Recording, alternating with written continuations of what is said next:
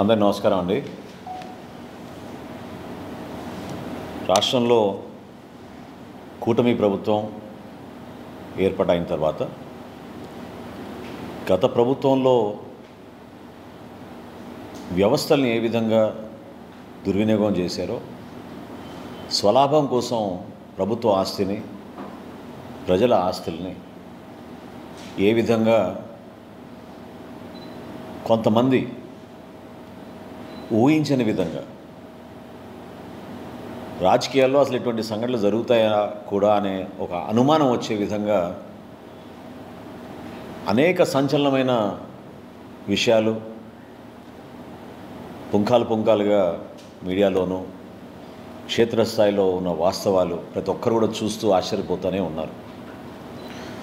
ఆ తరుణంలో గౌరవ ముఖ్యమంత్రి గారు చంద్రబాబు నాయుడు గారు, అదేవిధంగా గౌరవ ఉప ముఖ్యమంత్రి గారు పవన్ కళ్యాణ్ గారు చాలా నిజాయితీగా ఉండాలి, ప్రజల్లో మన పైన ఒక అద్భుతమైన బాధ్యత అప్పచెప్పారు, ఒక ప్రక్షాళన కోసం, సమాజంలో ఒక మార్పు కోసం ఒక మంచి ప్రభుత్వం కోరారు ప్రజలు. దానికి అనుగుణంగా మనం మంచి పరిపాలన అందించి ఎక్కడ కూడా కక్ష సాధింపు చర్యలు లేకుండా మనం పరిపాలించాలనేది పదే పదే మా నాయకులు చెప్పుకుంటూనే వచ్చారు. అందులో భాగంగా పౌర సరఫరాల శాఖ నుంచి క్షేత్రస్థాయిలో జరుగుతున్న అవినీతి, ప్రత్యేకంగా గత 5 సంవత్సరాల్లో వాళ్ళు చేసిన కొన్ని కార్యక్రమాలపైన దృష్టి పెట్టి రాష్ట్ర వ్యాప్తంగా కొన్ని సంస్కరణలు తీసుకురావడం అనేది జరుగుతూ ఉంది. పౌర సరఫరాల శాఖకి ధాన్యం కొనుగోలు చేసిన తర్వాత రాష్ట్రంలో దాదాపు 104 గోడౌన్స్కి ఏదైతే మేము కస్టమ్ మిల్డ్ రైస్ అంటారు, సిఎంఆర్ అంటారు, ధాన్యం రైతుల దగ్గర నుంచి కొనుగోలు చేసిన తర్వాత వివిధ రైస్ మిల్స్కి మేము రాష్ట్ర వ్యాప్తంగా దాదాపు 1300 రైస్ మిల్స్కి మేము అందించి బియ్యంగా మేము మార్చిన తర్వాత కస్టమ్ మిల్డ్ రైస్ని దాదాపు 104 గోడౌన్స్లో మేము వాటిని భద్రపరుస్తూ ఉంటాం. అందులో కొన్ని గోడౌన్స్ ఇన్వెస్టర్ గోడౌన్స్, కొన్ని గోడౌన్స్ బఫర్ గోడౌన్స్, వివిధ జిల్లాల్లో అనేక ప్రాంతాల్లో ఎక్కువ దూరం ప్రయాణం చేయకుండా ప్రజలకి ప్రతి నెల మేము పబ్లిక్ డిస్ట్రిబ్యూషన్ సిస్టమ్ ద్వారా ఏదైతే మేము రైస్ కానివ్వండి, కందిపప్పు కానివ్వండి, ఆయిల్ కానివ్వండి చేరుస్తామో, ప్రజలకే కాకుండా ఐసిడిఎస్ ద్వారా అంగన్వాడీ కేంద్రాలకి, అదేవిధంగా హాస్టల్స్కి కూడా, సోషల్ వెల్ఫేర్ హాస్టల్స్కి ఈ సరుకు పంపించే బాధ్యత పౌర సరఫరాల శాఖ నుంచి మేము నిర్వర్తిస్తూ ఉంటాం. ఈ 104 గోడౌన్స్లో మొన్న 26వ తారీఖున మా ఎండి గారు మనజీర్ గారు ఒక మార్పు తీసుకురావాలి, అసలు ప్రతి గోడౌన్లో ఎంత ఉంది లెక్క మనకు తెలియాలి. ఎందుకంటే ఖరీఫ్ మాసంలో మేము మరొకసారి ధాన్యం కొనుగోలు చేస్తున్న సందర్భంలో స్టాక్ ఎంత ఉంది మన దగ్గర, ఎంతవరకు మనం ధాన్యం కొనుగోలు చేయాలి, అట్ ద సేమ్ టైం ఎక్కడ ఏ గోడౌన్లో మేము ఎంత వీటిని భద్రపరచాలని దానిపైన ఒక కొత్త సాఫ్ట్వేర్ తయారు చేసి వేర్ హౌస్ మేనేజ్మెంట్ సిస్టమ్ అని ఒక కొత్త సంస్కరణ తీసుకొచ్చారు. ఇది 26వ తారీఖు నవంబర్న. అదే రోజున ఆయన ఆన్లైన్ ట్రైనింగ్ ప్రోగ్రాం పెట్టి రాష్ట్ర వ్యాప్తంగా ఉన్న ఈ గోడౌన్ల యాజమానులు, వాళ్ళ మేనేజర్స్, వారితో పాటు పౌర సరఫరాల శాఖలో ఉన్న జిల్లా అధికారులందరినీ కూడా ఆ ట్రైనింగ్ ప్రోగ్రాంలో మేము ప్రత్యేకంగా ఏ విధంగా రేపు ఉదయం నుంచి మీరు గోడౌన్లో తనిఖీలు చేసి ఆన్లైన్ మీరు నమోదు చేయాలి వివరాలనే దానిపైన ఒక శిక్షణా తరగతి మేము 26వ తారీఖున ప్రారంభించాం. విచిత్రం ఏంటంటే మరుసటి రోజు 27వ తారీఖున మచిలీపట్నంలో జేఎస్ గోడౌన్స్ అనే ఆ యాజమాని వారు మాకు సడన్గా స్టాక్ కొరత కనపడింది, షార్టేజ్ ఉంది మా స్టాక్లో, దాదాపు ఈ షార్టేజ్ మేము ఒక టెక్నికల్ ప్రాబ్లంగా దాన్ని చిత్రీకరించారు. ఆ ప్రాంగణంలో ఉన్న ఒక లారీ వే బ్రిడ్జ్ ఏదైతే ఉందో అక్కడ వేయిమెంట్లో పొరపాటు వచ్చింది. కాబట్టి మేము 3,000 సుమారు బ్యాగ్స్ మేము షార్టేజ్ మాకు కనపడుతుంది. దీన్ని మేము బాధ్యత తీసుకుని ప్రభుత్వం ఏ నిర్ణయిస్తే అది దాన్ని బట్టి మేము తిరిగి చెల్లిస్తామని చెప్పి 27వ తారీఖున జయసుధ గారు లెటర్ రాశారు. Joint collector Krishna district. అయితే గోడౌన్లో స్టాక్స్ ఎంత ఉంది, ఏ విధంగా దీనిపైన మేము సమాచారం తెప్పించుకోవాలనే దానిపైన జాయింట్ కలెక్టర్ గారు వాళ్ళ దగ్గర ఉన్న స్టాక్ రిజిస్టర్స్ని బట్టి, బుక్ బ్యాలెన్స్ని బట్టి ఒక ప్రిలిమినరీ రిపోర్టు మా సివిల్ సప్లైస్ కార్పొరేషన్ ఆఫీస్కి డిసెంబర్ 4వ తారీఖున పంపించడం జరిగింది. అందులో ప్రిలిమినరీగా 185 మెట్రిక్ టన్నులు అంటే సుమారు 3,708 బ్యాగ్స్ బియ్య బస్తాలు షార్టేజ్ వచ్చిందనేది ఒక ప్రిలిమినరీ రిపోర్టుగా వాళ్ళు నిర్ధారించి పంపించారు. సివిల్ సప్లైస్ కార్పొరేషన్ ఎండీ గారు ఇమీడియట్గా 10వ తారీఖున ఇది మిస్అప్రాపరేషన్ జరిగింది కాబట్టి గైడ్లైన్స్ ప్రకారంగా డబుల్ ద పెనాల్టీ వేయాలి, ఇమ్మీడియట్గా ఈ గోడౌన్ని బ్లాక్ లిస్ట్ చేద్దాం, అదేవిధంగా వీళ్ళపైన క్రిమినల్ చర్యలు తీసుకోమని పోలీసులకి ఎఫ్ఐఆర్ కూడా రిజిస్టర్ చేసేటట్టు కంప్లైంట్ ఫైల్ చేయమని ఆయన ఆ రోజు ఆదేశాలు జారీ చేయడం జరిగింది. ఇది డిసెంబర్ 10వ తారీఖున. డబుల్ ద అమౌంట్ అని ఎందుకు అంటున్నానంటే, ఎప్పుడైనా క్షేత్రస్థాయిలో మేము పోయి పరిశీలించినప్పుడు అది పీడిఎస్ రైస్ కానివ్వండి, లేకపోతే గోడౌన్లో షార్టేజ్ ఉన్నా కానివ్వండి, 1 మెట్రిక్ టన్ కన్నా ఎక్కువ ఉంటే ఖచ్చితంగా మాకున్న చట్టం ప్రకారంగా అమౌంట్ని డబుల్ చేసి మేము వాళ్ళ దగ్గర నుంచి ప్రొసీడింగ్స్ ఇష్యూ అయ్యే విధంగా చేస్తాం. సో 10వ తారీఖున మేనేజర్ గారు లెటర్ రాసిన తర్వాత 12వ తారీఖున జాయింట్ కలెక్టర్ గారు ఒక కమిటీని వేశారు. అందులో ఆర్డీఓ గారు, అదేవిధంగా పౌర సరఫరాల శాఖ నుంచి డిస్ట్రిక్ట్ సివిల్ సప్లైస్ మేనేజరు మరియు లీగల్ మెట్రాలజీ విభాగం నుంచి అసిస్టెంట్ కంట్రోలర్, ఈ ముగ్గురితో ఒక కమిటీ వేసి ఇంకా డీటెయిల్డ్ ఎంక్వైరీ చేసి మీరు రిపోర్ట్ సబ్మిట్ చేయమని 12వ తారీఖున పౌర సరఫరాల శాఖ నుంచి మేము ఇచ్చిన ఆదేశాల మేరకు జిల్లా కలెక్టర్ గారు, జాయింట్ కలెక్టర్ గారు కొత్త టీంని వేసి పంపించారు. ఇది దేనికోసం అంటే రేపటి రోజున రికవరీస్ ఏ విధంగా చేయాలి, పెనాల్టీస్ ఏ విధంగా వీళ్ళపైన వేయాలి, కొంచెం డీటెయిల్గా ఎంక్వైరీ చేయమని మేము కోరడం జరిగింది. 13వ తారీఖున నోటీస్ జారీ చేశారు ఈ యాజమాన్యానికి. 16వ తారీఖున మీ గోడౌన్ ఇన్స్పెక్ట్ చేయబోతున్నాం, మీరు దయచేసి ఆ రోజున అక్కడ ఉండి మా అధికారులకి మీరు సహకరించండి, గోడౌన్ తనిఖీ చేసి మేము నిర్ధారించుకోవాలని చెప్పి 13వ తారీఖున వీళ్ళు నోటీస్ ఇచ్చారు. ఆశ్చర్యం ఏంటంటే అదే రోజున 13వ తారీఖున హడావుడిగా వారి లాయర్ ద్వారా 13వ తారీఖున వీళ్ళు ₹1,00,00,000 డీడీలు, ఎందుకంటే ₹1,76,00,000 ₹70,56,000 అమౌంట్ పెనాల్టీగా నిర్ధారించాం కాబట్టి అదే రోజున వీళ్ళు ₹1,00,00,000 డీడీలు తీసుకొచ్చి 13వ తారీఖున కృష్ణా జిల్లా జాయింట్ కలెక్టర్ గారికి వారి అడ్వకేట్ ద్వారా వాళ్ళు అందించారు. సరే 16వ తారీఖున సిబ్బంది అంతా వెళ్ళారు. దాదాపు గంటన్నర పైన అక్కడ వేచి ఉన్నా కూడా వీళ్ళు ఎవరు రాలేదు, తలాలు కూడా తీయలేదు. చివరికి అధికారులు పర్మిషన్ తీసుకుని తలాలు పగలగొట్టి పంచనామాకి లోపలికి వెళ్ళి సిద్ధమైనప్పుడు ఈ యాజమాన్యం తరఫున అడ్వకేట్లు వచ్చారు. ఇంకెవరు రాలేదు, అడ్వకేట్లే వచ్చారు. పూర్తి స్థాయిలో విచారణ జరపడానికి కోసం వీళ్ళు రికార్డ్స్ అన్నీ కూడా సీజ్ చేసి బుక్స్ అన్నీ తీసుకున్న తర్వాత ఈ రోజుకి అక్కడ ఉన్న స్టాక్ అంతా కూడా దాదాపు 4,093 బస్తాలు అక్కడి నుంచి మేము mandal level stacking points, MLS points అంటారు, ఈ మండల్ లెవెల్ స్టాకింగ్ పాయింట్స్కి షిఫ్ట్ చేయడం జరిగింది. ఎందుకంటే వీటిని భద్రపరచాలి, వీటిని రేపటి రోజున మళ్ళీ ఈ ప్రజా పంపిణీ వ్యవస్థలో మేము ఈ బియ్యాన్ని ప్రజలకు అందించాల్సిన బాధ్యత మా పైన ఉంటుంది కాబట్టి 4093 బస్తాల్ని MLS పాయింట్కి మేము వాటిని ట్రాన్స్పోర్ట్ చేసాం. ఇది మొత్తం పంచనామా చేసిన తర్వాత వీడియో రికార్డింగ్తో సహా ఈ కార్యక్రమాన్ని చేసాం.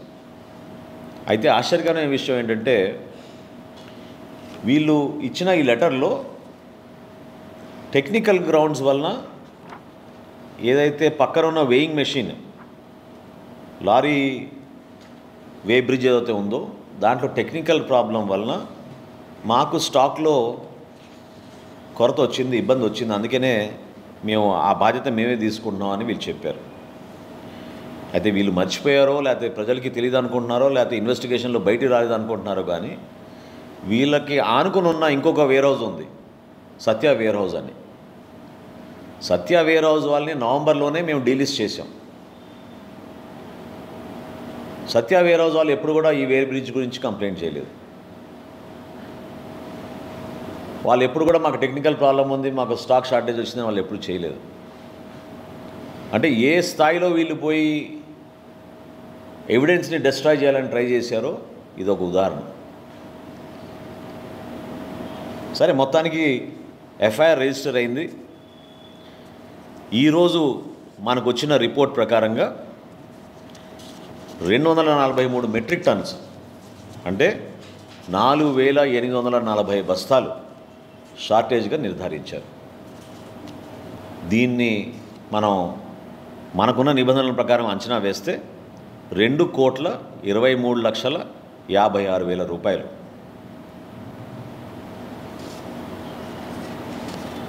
ఇంతటితో ఆగిపోలేదు. ఎందుకంటే ఈ రెండో గోడౌన్ పైన కూడా మాకు అనుమానాలు ఉన్నాయి. అక్కడ కూడా చెక్ చేసుకోవాల్సిన అవసరం ఉంది. ఈ స్టాక్ అంతా కూడా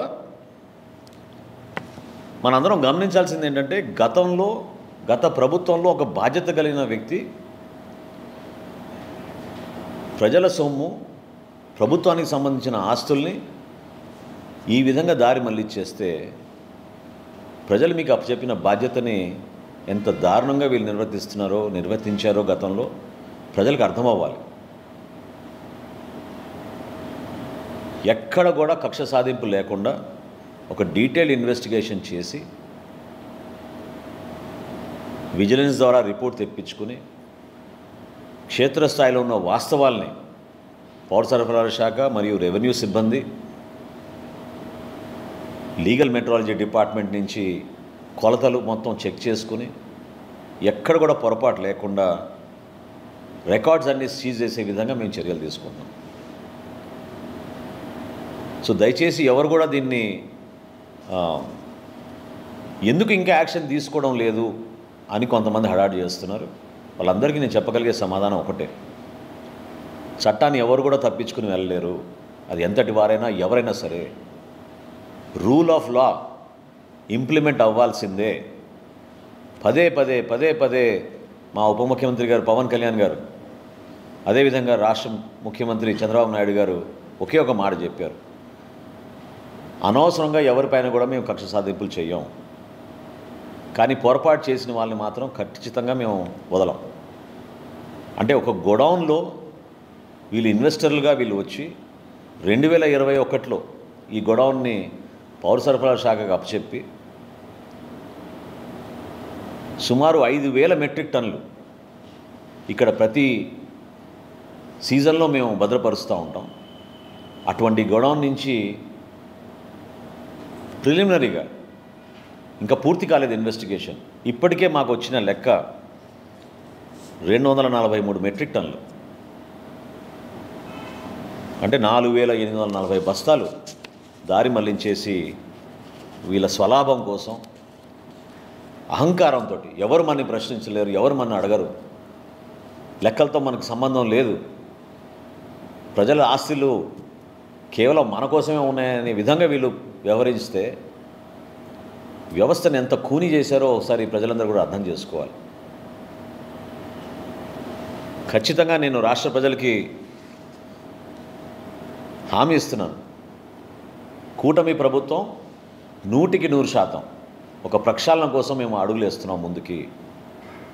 ఒక మార్పు తీసుకొచ్చి చూపిస్తాం మీకు ఏ విధంగా ప్రభుత్వంలో నిజాయితీగా ప్రభుత్వ ఆస్తుల్ని కాపాడుకునే విధంగా, వ్యవస్థల్ని దుర్వినియోగం కాకుండా అంతిమంగా ప్రజలకే మేలు జరిగే విధంగా మేము ఏ విధంగా నిలబడతామో చేసి చూపిస్తున్నాం. కానీ గత 5 సంవత్సరాల్లో వీళ్ళు చేసిన అరాచకాలు ఎవరు కూడా ఊహించలేని విధంగా వీళ్ళు మార్చారు.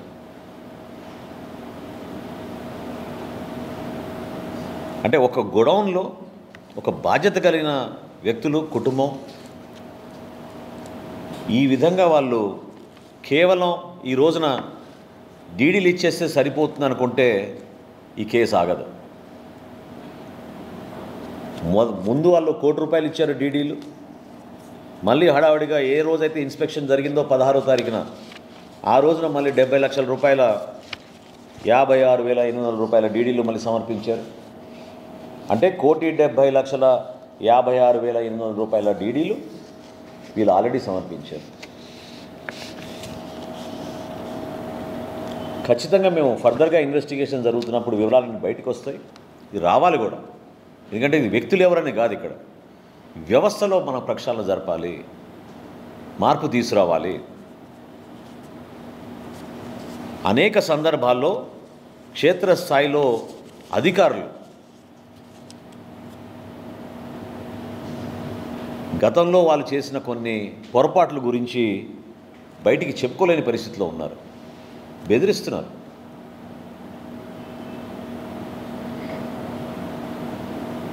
కంప్లైంట్లు తీసుకెళ్ళి కేసులు పెట్టమంటే ఏ విధంగా అదే అధికారులు ఈ రోజున వణికిపోతున్నారో మీరే చూశారు.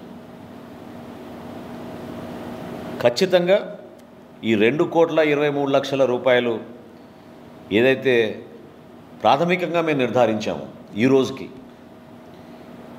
ఇంకా లోతుగా వెళ్ళాల్సిన అవసరం ఎందుకుందని అంటున్నానంటే మొత్తం స్టాక్ రిజిస్టర్స్ కూడా వీళ్ళు ట్యాంపర్ చేశారు. అసలు ఒక లారీ వెయి బ్రిడ్జ్నే వీళ్ళు ట్యాంపర్ చేశారంటే మీరు ఊహించుకోవాలి ఏ విధంగా జరుగుతుందో కార్యక్రమం. పోలీస్ ఇన్వెస్టిగేషన్ జరుగుతుంది, డెఫినెట్గా ఇంకా వివరాలు వస్తాయి బయటికి. దయచేసి నేను మీడియా మిత్రులు కూడా నేను కోరేది ఏంటంటే ఖచ్చితంగా లాజికల్ కంక్లూజన్ ఉంటుంది ఈ కేసుకి. ప్రతి అడుగు పారదర్శకంగా ఇన్వెస్టిగేషన్ పూర్తయ్యే విధంగా పౌర సరఫరాల శాఖ నుంచి మేము ఏనాడు కూడా ఆ పొరపాటు చేయకుండా సహకరిస్తాం. ఇన్వెస్టిగేషన్లో నిమగ్నమైన పోలీస్ వ్యవస్థ, రెవెన్యూ సిబ్బంది, పౌర సరఫరాల సిబ్బంది ముగ్గురు కూడా ఒక కలెక్టివ్ ఎఫర్ట్ తోటి ఎందుకు ఈ పర్టికులర్ గోడౌన్లో ఈ విధంగా జరిగింది అని నిర్ధారించాల్సిన బాధ్యత కూడా మా పైన ఉంటుంది. యాజమాన్యం ఎవరైనా అవ్వనండి, దాని వెనుక ఎవరైనా ఉండండి, కానీ అంతిమంగా న్యాయబద్ధంగా, చట్టబద్ధంగా, నిజాయితీగా ఇన్వెస్టిగేషన్ జరిగే విధంగా ఖచ్చితంగా మేము ముందుకెళ్తామని ఈ సందర్భంగా మీకు తెలుపుకుంటున్నాను.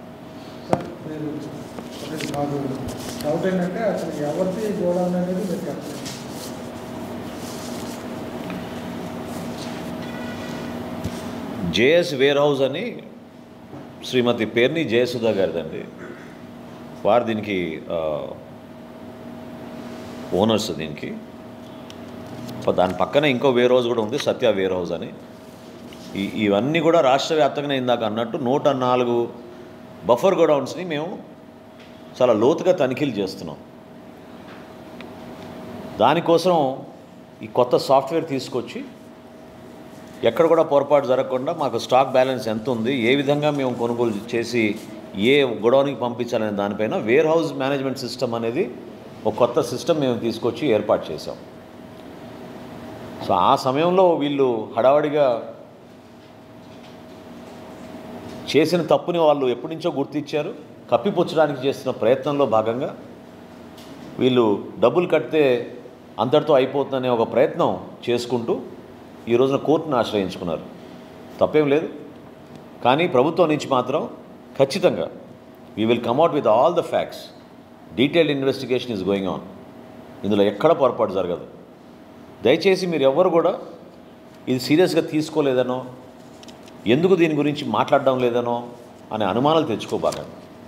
ఒక ఇన్వెస్టిగేషన్ జరుగుతున్నప్పుడు పూర్తిగా డీటెయిల్డ్ ఎంక్వైరీ రావాలి కాబట్టి ప్రాథమికంగా వచ్చిన సమాచారం మేరకు ఇంకా డీటెయిల్డ్ ఎంక్వైరీ చేయమని జాయింట్ కలెక్టర్ గారికి అదేవిధంగా పౌర సరఫరాల శాఖలో ఉన్న అధికార యంత్రాంగానికి ఎప్పటికప్పుడు సమీక్షించుకుంటూ దాదాపుగా ఈ రోజుకి ఒక కొలిక్ వచ్చింది కాబట్టి నేను మీ అందరితో కూడా ఇన్ఫర్మేషన్ షేర్ చేస్తున్నాను.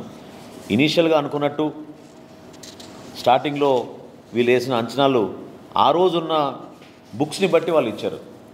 కానీ ఫిజికల్గా స్టాక్ వెరిఫై చేసి స్టాక్ మొత్తం అక్కడి నుంచి దగ్గరున్న MLS పాయింట్కి తరలించారు కాబట్టి 3708 బస్తాలు కాదు, అది 4840 బస్తాలుగా నిర్ధారించారు. దానికి ఖచ్చితంగా ప్రభుత్వం నుంచి క్రిమినల్ కేసెస్ ఫైల్ చేసి డెఫినెట్గా మేము యాక్షన్ తీసుకుంటాం. నిర్ధారించాలి, కానీ అదే కాంపౌండ్లో ఉంది. సో డెఫినెట్గా అది కూడా చెక్ చేస్తాం. ఇంకా చాలా మంది వ్యాపారం సంబంధించిన బియ్యం కూడా ఉంది. దాదాపు ఇప్పటికే 15-20 రోజులు గడిచిపోతుంది షిప్ పెట్టి వీడియోస్ రైస్ తీసినా కానీ ఇంకా చాలా మంది వ్యాపారం రైస్ కూడా దాంట్లో ఉంది. వాళ్ళంతా ఇబ్బంది పడుతున్నారు. ఏం చెప్తారు? నేను పూర్తిగా ఫాలో కాలేదు, కానీ ఇవాళ కలెక్టర్ గారు కాకినాడలో ప్రెస్ కాన్ఫరెన్స్ పెట్టి గౌరవ ఉప ముఖ్యమంత్రి గారి ఆదేశాల మేరకు క్షుణ్ణంగా షిప్లో డీటెయిల్ ఇన్వెస్టిగేషన్ చేశాం. సో గతంలో ప్రకటించిన దానికన్నా ఎక్కువ స్టాక్ నిర్ధారించడం అయిందనే విషయం ఆయన మీడియాకి వెల్లడించారని ఇందాక నాకు చెప్పారు. పూర్తి సమాచారం తెప్పించుకోవాలి. నేను ఇందాక అన్నట్టు చట్టాన్ని ఎవరు దాటి వెళ్ళలేరు. ఖచ్చితంగా మా పరిధిలో ఈ ప్రక్రియలో ఒక ప్రక్షాళన జరగాలని గౌరవ ఉప ముఖ్యమంత్రి గారు, గౌరవ ముఖ్యమంత్రి గారు పదే ఆ విధంగా సలహాలు ఇస్తూనే ఉన్నారు. మా శాఖకి నాకు ఒక మంత్రిగా ఆ బలం కూడా వాళ్ళ ద్వారా నేను తీసుకోగలుగుతున్నాను. సో నిజాయితీగా పనిచేస్తాం. అది ఏ వెసల్ అయినా అవనండి, ఏ పోర్ట్ అయినా అవనండి, ఏ కంటైనర్ అయినా అవనండి, ఏ లారీ అయినా అవనండి. ఎప్పుడైతే మీ దగ్గర PDS రైస్ దొరికిందో ఖచ్చితంగా చట్టపరంగా మేము యాక్షన్ తీసుకుంటాం. మొట్టమొదటిసారి రాష్ట్రంలో PD యాక్ట్ కింద రైస్ స్మగ్లింగ్ కూడా తీసుకొచ్చాం.